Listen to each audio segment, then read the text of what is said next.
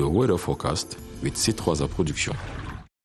Good morning, ladies and gentlemen. Welcome to this brand new edition of the weather forecast. Happy start of the weekend. Tomorrow is World Meteorological Day. Get set to know more. We all expect calm weather across the entire nation. This morning and until the afternoon, we'll have a maximum temperature of 43 degrees in the far north region and 42 degrees in the north region. The east region will have 32 degrees and 33 degrees in the south region and the Adamawa region and 31 degrees in the center region. These regions will have rainfall and thunderstorms, so cover yourself whenever you're going out. For details, let's go to the littoral region where Konsamba will have precipitation and thunderstorm. And in the afternoon, thunderstorm will dominate in the whole region. We'll have a maximum temperature of 28 degrees. Next, we go to the far north region where the sun will be covered. This morning, the same weather condition is likely to prevail until the afternoon. We'll have a maximum temperature of 36 degrees. Let's end now with the northwest region where showers are expected with thunderstorms, so always cover yourself and have hot drinks. And the same weather condition is likely to prevail until the afternoon. Ladies and gentlemen, with such weather condition in the northwest region, do not forget to consult which cultivation suits your area. Good day, God bless you. That was the weather forecast with C3 Production. The weather forecast with C3 Production. Good morning, ladies and gentlemen. Welcome to this brand new edition of the weather forecast. Happy start of the weekend. Tomorrow is World Meteorological Day. Get set to know more. We all expect calm weather across the entire nation. This morning and until the afternoon, we'll have a maximum temperature of 43 degrees in the far north region and 42 degrees in the north region. The east region will have 32 degrees and 33 degrees in the south region and the Adamawa region and 31 degrees in the center region. These regions will have rainfall and thunderstorms, so cover yourself whenever you're going out. For details, let's go to the littoral region where Konsamba will have precipitation and thunderstorm. And in the afternoon, thunderstorm will dominate in the whole region. We'll have a maximum temperature of 28 degrees. Next, we go to the far north region where the sun will be covered. This morning, the same weather condition is likely to prevail until the afternoon. We'll have a maximum temperature of 36 degrees. Let's end now with the northwest region where showers are expected with thunderstorms, so always cover yourself and have hot drinks. And the same weather condition is likely to prevail until the afternoon. Ladies and gentlemen, with such weather condition in the northwest region, do not forget to consult which cultivation suits your area. Good day, God bless you. That was the weather forecast with C3 Production. As leader in third-generation audiovisual content, C3 Production offers you tomorrow's solutions today. Digital video production and broadcast, data-less e-learning platforms, virtual and augmented reality. C3 Production, mastery of innovation, even perfection, evolve. Cameroun Delight du lundi 21 mars, lundi 22 mars 2021.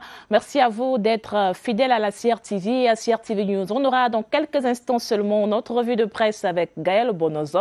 Juste après, Yves Somusso Le Baga viendra vous présenter le contenu des manchettes de ce lundi. Début de semaine qu'on espère radieux chez vous, dans vos ménages, dans vos bureaux. Excellente semaine déjà au nom de toute l'équipe de Cameroun Delight. À 7h, on aura tout à l'heure Baldwin Sama pour le journal et à 7h20, vous le savez, on parle politique. Et aujourd'hui, dans Politique, Sévra Legambele va nous promener dans un événement qui s'est récemment déroulé. C'est le Conseil supérieur des affaires islamiques.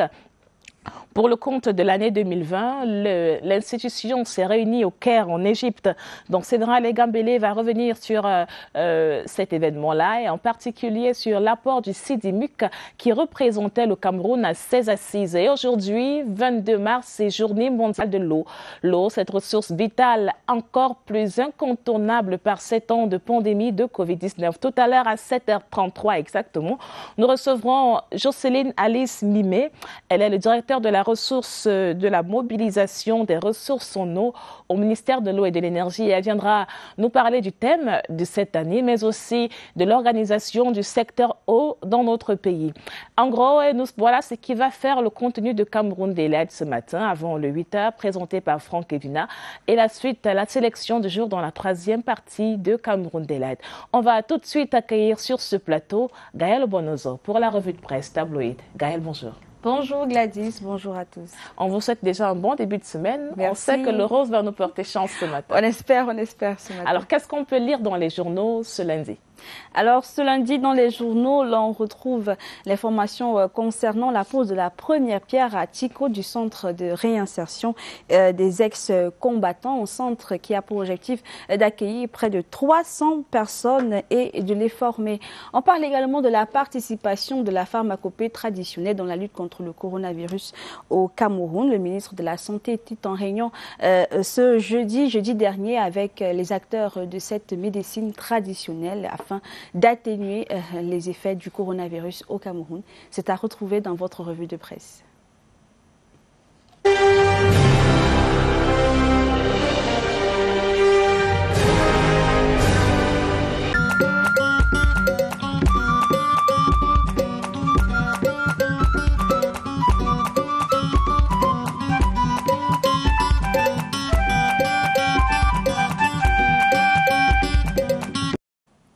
Nous sommes le lundi 22 mars 2021. Bonjour et ravi de vous retrouver pour votre revue de presse quotidienne.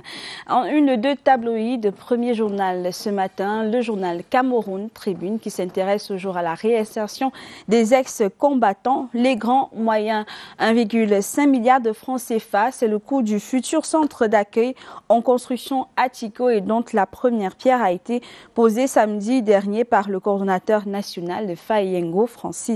L'infrastructure va accueillir plus de 300 personnes et leur offrir des formations dans des domaines aussi variés que l'agriculture, l'élevage, les métiers de la couture ou encore l'informatique.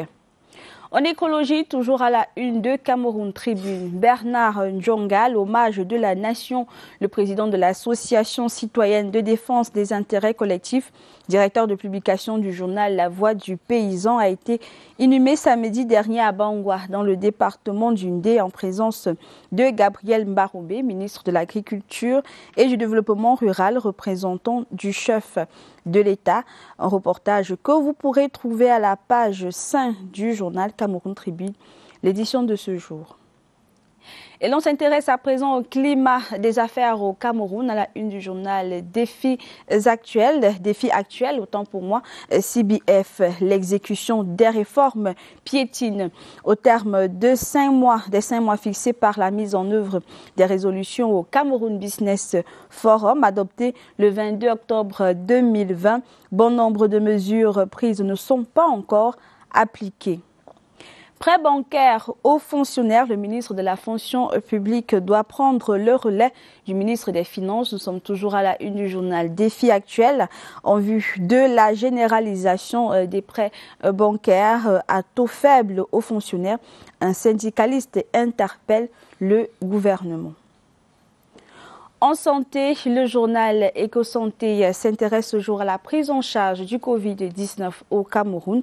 Le ministre de la Santé implique la pharmacopée traditionnelle. Manaouda Malachi, en concertation avec les promoteurs et acteurs de la médecine traditionnelle, le jeudi 18 mars 2021, a affirmé que la contribution de la médecine traditionnelle a permis d'atténuer et d'amoindrir le pourcentage des malades présentant des formes graves.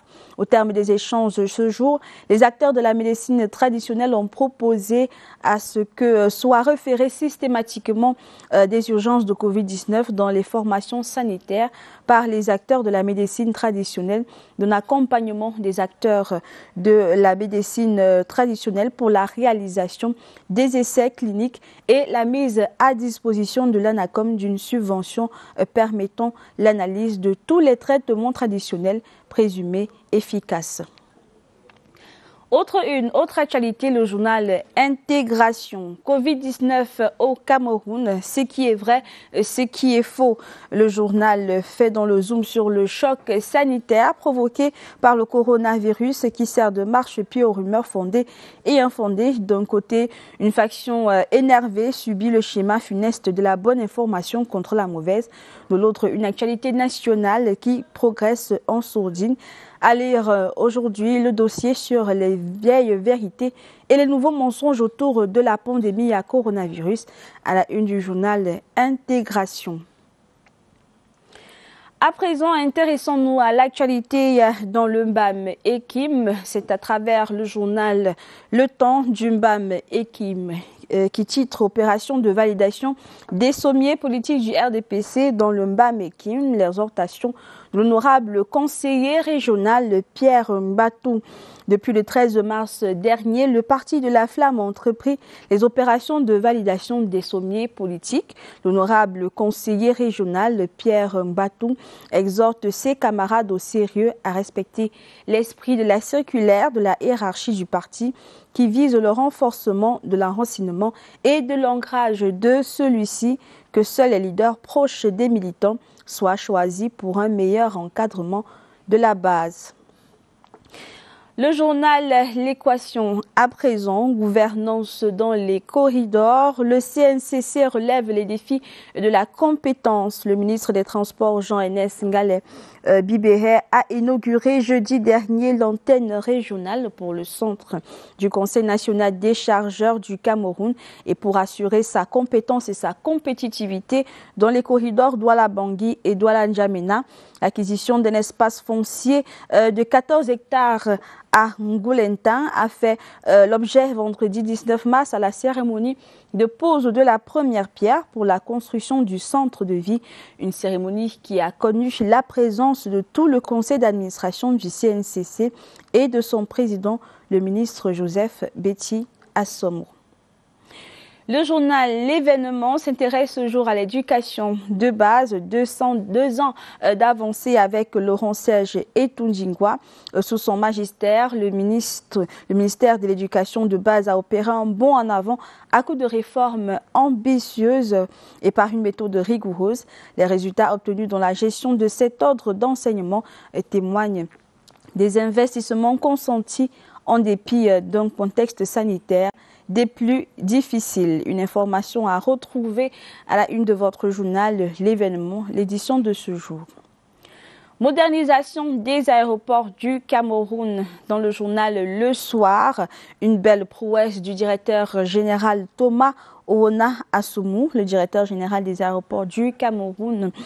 Thomas Owona Assoumou a officiellement présidé jeudi 18 mars dernier la cérémonie de présentation de la toute nouvelle centrale de production et de distribution de l'énergie électrique au Sokuru de l'aéroport de Yaoundé-Simalène.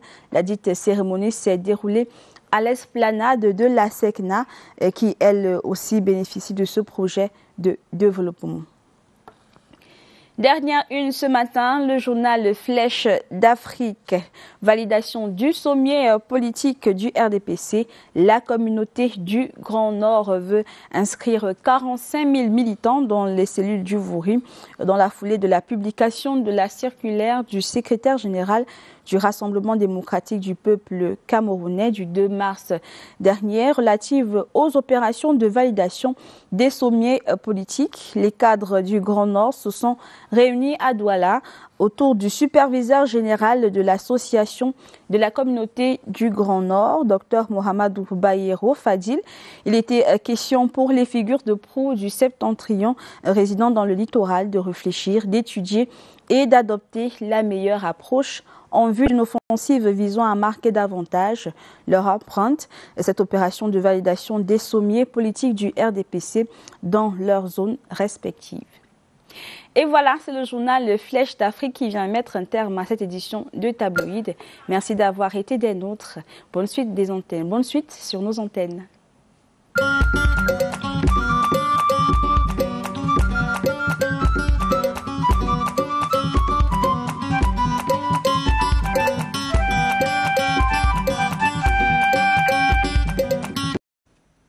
Merci à Gaël Bonozo pour cette revue de presse tabloïd. Dans l'agenda actu de ce lundi 22 mars 2021, tout à l'heure, le Conseil électoral d'Elections Cameroun sera réuni pour sa deuxième session de plein droit.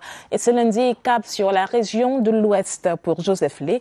Le ministre de la Fonction publique et de la Réforme administrative poursuit sa tournée nationale pour vulgariser la dématérialisation et la simplification des procédures dans la fonction publique. Donc l'Ouest est la 5e région à accueillir le ministre de la fonction publique après le Sud, l'extrême nord, le Nord et l'Adamawa. Regardons les autres événements prévus dans le calendrier de l'actualité ce lundi.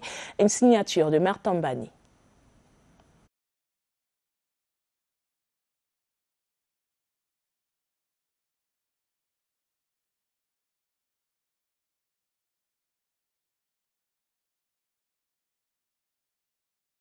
L'Association des femmes, chefs traditionnels du Cameroun, organise ce mercredi 24 mars 2021 à la salle de conférence de l'hôtel de ville de Yaoundé une conférence de presse dès 11h. C'est en prélude à leur premier salon qui aura lieu du 25 au 26 mars prochain à l'esplanade de l'hôtel de ville. Les travaux se tiendront sous le thème « Cultivons le vivre ensemble dans le respect de la tradition ». Deuxième édition du concept Workshop Africa du 26 au 30 mars dans la ville de Yaoundé. Une initiative du Centre de coopération de la femme africaine. Ce forum de réseautage d'affaires se tiendra sous le thème « Accélérer le développement durable pour assurer la paix ». Le Cameroun se joint à la communauté internationale pour célébrer ce lundi la Journée mondiale de l'eau. Initiée depuis 1993 par l'Organisation des Nations Unies. Cette journée se célèbre cette année sous le thème « Valorisation de l'eau ». Cette journée mondiale met l'accent sur l'importance de l'eau et sensibilise à la situation des quelques 2,2 milliards de personnes qui n'ont pas accès à cette denrée. Il s'agit de prendre des mesures pour lutter contre la crise mondiale de l'eau. L'un des principaux objectifs de cette journée est aussi de soutenir la réalisation de l'objectif de développement durable 6, à savoir eau propre et assainissement pour tous d'ici à 2030. Et cette édition de la Journée mondiale de l'eau 2021 est plus que centrale, puisque vous le savez, l'eau a une place incontournable dans la lutte contre la COVID-19. Se laver les mains, par exemple, nécessite de grosses ressources en eau potable dans les différents pays infectés, donc dans le monde entier, puisque la pandémie a désormais essaimer le monde entier. Donc, tout à l'heure à 7h33, nous aurons sur ce plateau Jocelyne Alice Miné. Elle est la directrice de la mobilisation des ressources en eau au ministère de l'eau et de l'énergie. Avec elle, nous reviendrons sur le thème de cette année, mais aussi sur l'organisation du secteur eau au Cameroun. On a plein de questions à lui poser sur le déficit de cette ressource-là, principalement dans les grandes villes. Mais d'abord, accueillons sur ce plateau Yves Mousso pour la revue de presse. Good morning, Yves. Good morning, Gladys. How are you? I'm good. You and look so fresh. Well, probably because it's fresh this morning. Tell us, what are the papers telling us this morning? Yeah, the papers are talking about a rift between Joshua C. and Ninche of the Social Democratic Front. The littoral chairperson has issued a sanction on Joshua C. The papers speak on that. The papers too are talking about COVID-19 and AstraZeneca virus. We'll find that in tabloid.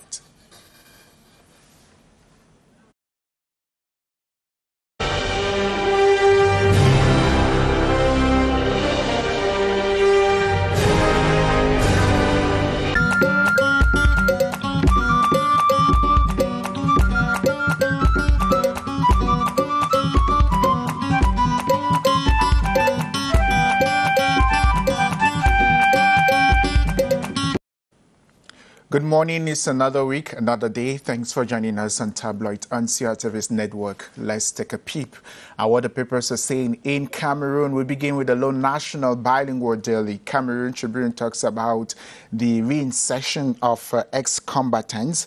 It says réinsertion des ex-combattants. Les grands moyens. Cameroon Tribune says 1.5 billion CFA francs will be used to construct an accommodation center in Tico. The coordinator of the center has laid a foundation stone that is expected to host some 300 ex-fighters and provide them with some basic facilities to help them pick interest in several creative jobs in different sectors like agriculture and Information and Communication Technologies. In the meantime, the Post newspaper says that regional officials alongside administrators of the Disarmament, Demobilization and Reintegration Committee in Buea were on March 19 and 20 again given another run on fulfilled promises to the ex-Amba fighters that have so far largely remained elusive.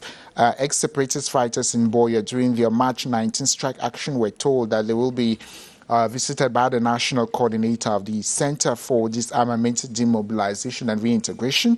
According to the Post newspaper, the ex-combatants had for second time mounted roadblocks along the Memos Junction, Bokwango Road stretch in Buea. You can read further in the bi-weekly The Post newspaper.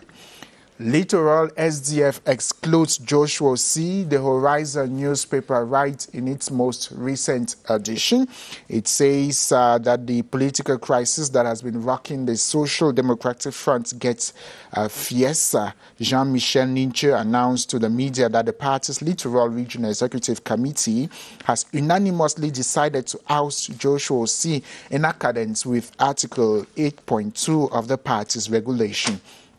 SDF's Article 8.2 targets members who flout party rules and commit offences that violate the ideals of the party. In a statement Sunday, Jean-Michel Ninche told the press that the extraordinary session was called upon to save the party's image he claims has been tarnished by an unprincipled member of the party, Joshua C.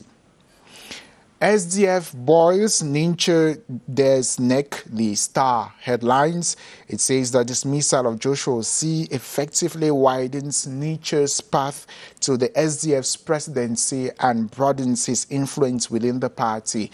Mr. Ninche accused his adversary within the party of corruption, and now Mr. Osei seems to have paid a heavy price with his political future. Of course, the dismissal of a potent political rival under the auspices of Jean-Michel Ninche divulges Mr. Ninche's tactics and ambitions to succeed Ni John Fundi as chairman of the opposition party, the Social Democratic Front. We talk something else. The media says President of Senate and National Assembly Paul Biya ignores popular clamor. Kava Yegejebil was once again re-elected President of Cameroon's National Assembly. Last week, he was re-elected last Thursday, March 18, with 147 votes out of 167 voters. Out of the 20 remaining votes, 15 ballots were empty. Kava Yegejebil has been President of Cameroon's National Assembly for the past 29 years. 87-year-old Marcel Nyat Jifenji was also re-elected as President of the Upper House of Assembly, the Senate. The Sun comes back to the humanitarian assistance of the head of state following the explosion in Bata. A delegation was dispatched to the neighboring country to provide relief aid and other forms of assistance following an explosion that occurred on Sunday, March 7, 2021 in Bata, causing a huge loss of human life and property. President Paul Biya, who dispatched the Cameroonian humanitarian assistance mission, reiterated his solidarity with his counterpart and brother, His Excellency President Obiangema. When Le Messager newspaper says a few hours after being dismissed from his post as head of the Department of Integration and Cooperation at the Cameroon International Relations Institute, IRIC, the university professor Pascal Charlemagne Misanga Nyamding spoke about what he considers a dismissal. In a decree signed on Friday, March 19, 2021 by Jacques Famdongo, Minister of State, Minister of Higher Education, Professor Misanga Nyamding is replaced by Mr. Yves Paul Manjem, Master of Conferences, previously in service in the same establishment. You can read further in Le Messager newspaper.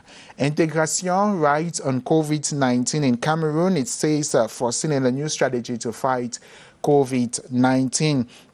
In Cameroon, the administration of AstraZeneca has raised a few doubts over, as it has been suspended in several European countries. A dozen countries have suspended the use of AstraZeneca vaccine as a precaution despite sluggish vaccination campaigns after the reporting of possible side effects, but without a proven link at this stage. Is a story you want to read in L'Intégration newspaper.